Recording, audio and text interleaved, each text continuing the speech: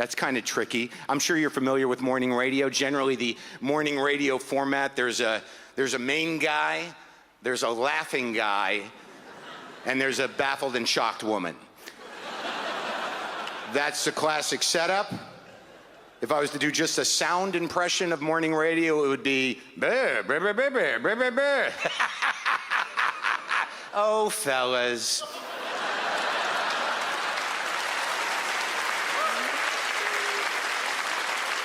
So, here's the story. I was in Cleveland. Let's make it Cleveland. Doesn't matter, all right? I was in Cleveland. I had to get up at 5:30 for morning radio. Now, I don't care what you do or what your life is or who you are. 5:30 is bullshit. It's bullshit if you wake up for it. It's bullshit if you've been up all night for it. What is 5:30? Is it night? Is it day? It's bullshit. Of course, if you've been up all night for it, you probably have other problems. All right?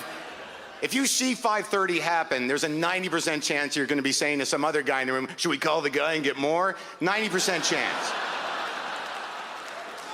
And then that guy will say, no, man, it's morning. And you'll say, I need a breakfast bump. Don't be an asshole. And he'll say, you have a fucking drug problem. And I'll say, fuck you, I have a drug problem? I just listened to you talk about your guitar for 4 hours. You're going to tell me I have a drug problem, asshole? In my apartment? Get out. I'm calling the guy. Sorry, flashback. I apologize. All right, so here's what happens. I get up at 5:30 to do morning radio. I wake up, I'm groggy, I'm barely awake, all right? I'm half awake. Let's go with that, half. And I realize I've forgotten my toothbrush, all right? So some part of me says, what's wrong with you, you idiot? You forgot your toothbrush? You're a professional traveler. What are you, a moron? How could you forget your toothbrush? And the other part of me is like, hey, why don't we stop yelling? I just woke up. And the other part of me is like, you shut up, you idiot. This is on you. You forgot it. And the other part of me is like, really, you got to relax. And then a voice I don't recognize goes, oh, fellas. And I'm like, oh, my God, am I there already? Am I there already? And then I realize, all right, if I call the front desk, if you call the front desk of a hotel, they will, and ask them for a toothbrush, they'll give you like half a toothbrush. It's not a real toothbrush, it's like a facsimile of a toothbrush, but it'll get you through until you get to a drugstore to get a real toothbrush. But part of you will think like, why do they even give these out? They're not even real toothbrushes. Another issue, another joke. Now, so I call up the front desk at 5:30. You know what, let's make it a few minutes later, because I know some of you might be out there thinking, well, you woke up at 5:30, you had the conversation with yourself, that must have taken a few minutes. So, if we're going to believe the credibility of this story, you might want to up the minute count on the phone call, or else it's sort of bullshit, am I right? All right, so 5:36, I call the front desk of the hotel. No one answers the phone. That's a lonely feeling. Why is there no one answering the phone at the front desk of a hotel? There's always supposed to be someone at the front desk of a hotel. What's happening down there? That's weird. What was weirder was my first thought when no one answered the phone at the front desk was, oh, fuck, zombies. All right, this was a real fear. I was not trying to make myself laugh. It was a genuine fear in that moment. I don't know what that says about us as a people, as a culture, that I had a genuine fear of zombies. But I know it was genuine because there were thoughts that followed, and those thoughts were, how many more are left like me? Should I be stockpiling food? Do I need a weapon of some kind? And then I remember distinctly taking a deep breath and thinking, I'm not prepared to lead. I sure hope there's an alpha male out there with a rudimentary sense of tribalism that can lead me and a multi-ethnic crew of frightened people through this post-apocalyptic zombie landscape, or I'm food. I mean, I'm food.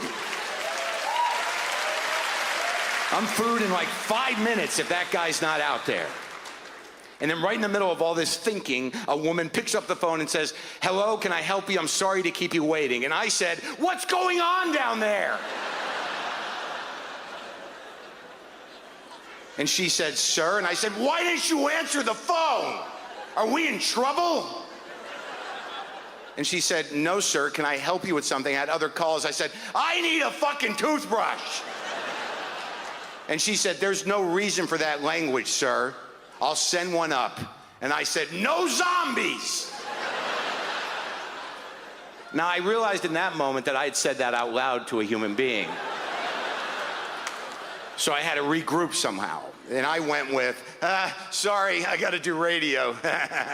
Like that should explain it to a person that doesn't know my life. So I hung up the phone knowing full well that that woman must have turned to whoever was nearest to her and said, there's a man on crystal meth upstairs. But that doesn't really add up because he asked for a toothbrush. Thank you. Good night.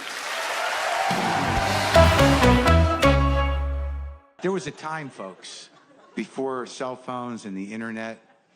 Yeah, some of you remember. I saw the audience.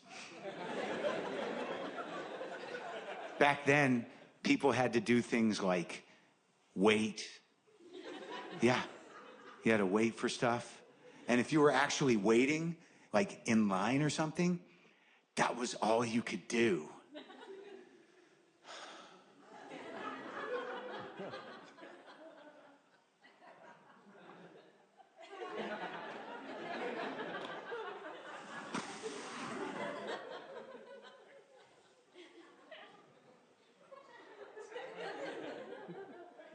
Did you feel all that space I created? That used to be around us all the time.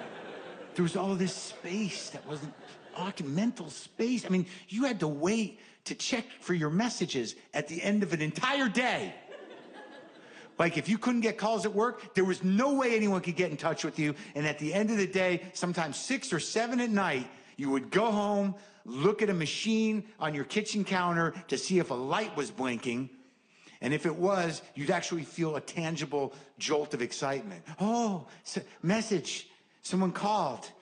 And then you push a button, and like 8 out of 10 times it would be, nah, nah, nah, nah, nah, nah, nah, nah, nah, nah, nah, nah, nah, nah, nah. Some of you don't even know what that sound is. Does that sound even exist in nature anymore? That was the sound on your machine if someone had hung up. Right? And if it went on long enough, you'd hear a voice go, if you'd like to make a call, please hang up and try. What happened to that guy? I don't know. Can't be a good story. And then if you got some of those, you'd spend like 10 minutes just wondering, like, who called me and hung up? That was the kind of mental time we had back then. Like, what were we doing with all that mental space? Using our imagination, just letting our memories do what they do in their own time and pace. Like, back then, if you couldn't remember something, that was sort of the end of it. Unless, like, you couldn't remember something and you locked on, that was problematic, because what could you do then? Yeah, not easy. Like, let's say you're just driving to work. This is back in the day. Let's go there now.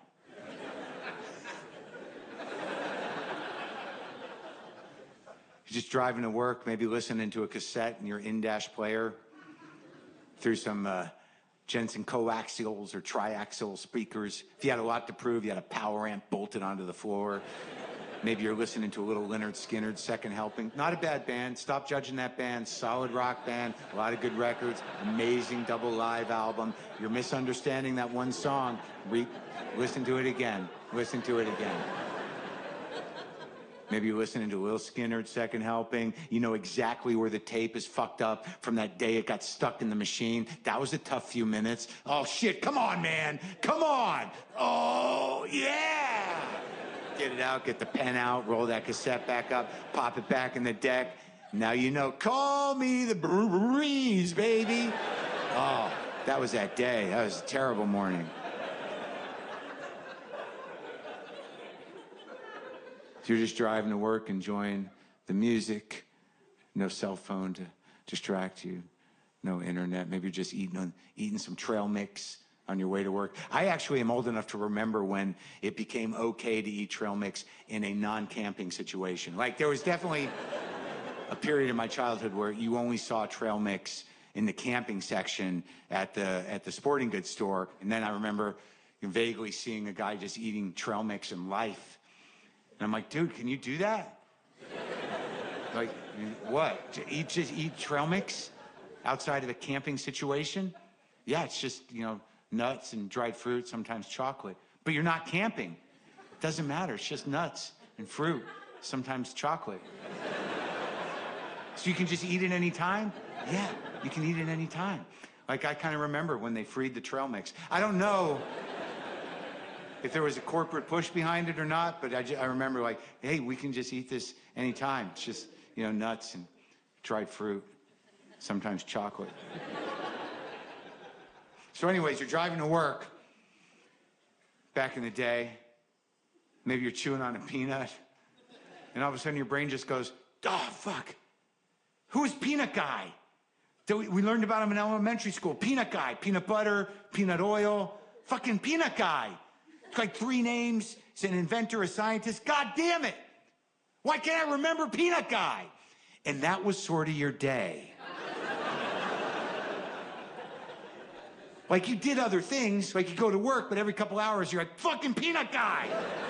And there was nothing you could do. I mean, you could ask a coworker, dude, do you remember Peanut Guy? We learned about him in elementary school. Peanut butter, peanut oil, inventor, scientist, 3 names. I can't fucking remember it. You got to calm down. Why are you yelling? Just do you know or not? I don't have to talk to you if you're going to talk to me like that. Well, why don't you go fuck yourself? Why don't you just say you don't know and fucking piss off? Then you go to lunch from work, take a lunch break, go eat a sandwich. It's all you could do. Eat the sandwich. Watch other people eating sandwiches.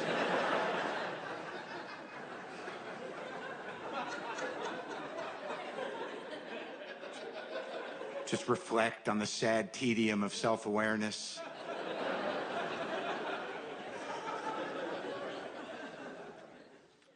Go back to work. Fucking Peanut Guy! Maybe call a friend from work. You're not even supposed to use the phone. Dude, are you there? Pick up. It's me. Are you there? Pick up. Fuck! Where the fuck are you, man? It's me. Do you remember Peanut Guy? We learned about him in elementary school. Peanut Guy, peanut butter, peanut oil, 3 names, a scientist, or inventor or some shit. Fuck! I can't fucking remember Peanut Guy. I'm not even supposed to be using the phone. Where the fuck are you? Who the fuck was Peanut Guy?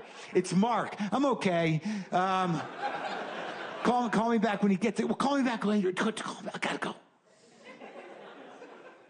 Then you leave work, drive home, listen to the cassette. Sweet Home Alabama.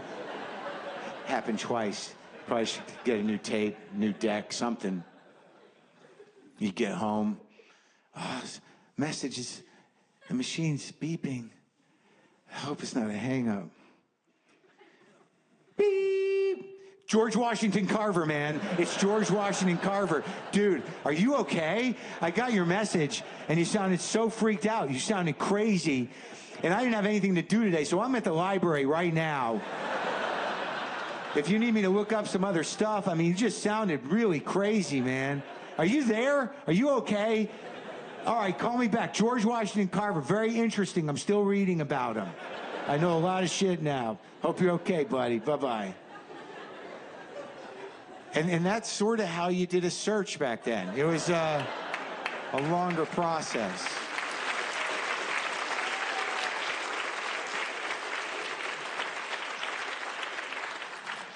So, all right. I've got this big idea as a Jew, as a heathen Jew, as a godless Jew. I feel like I want to try to honor my legacy and sort of create a story. Like, I think that most grown-ups know that the story of Jesus is a story. It's a biblical story. It's not journalism. And I just thought maybe it'd be nice if I could try to construct some prophecy, because it's sort of my birthright as a Jewish writer of sorts. I'll get to it, but before I do it, I just want to say, I don't want to judge anyone's beliefs. I don't want to mock the myths that define anybody, but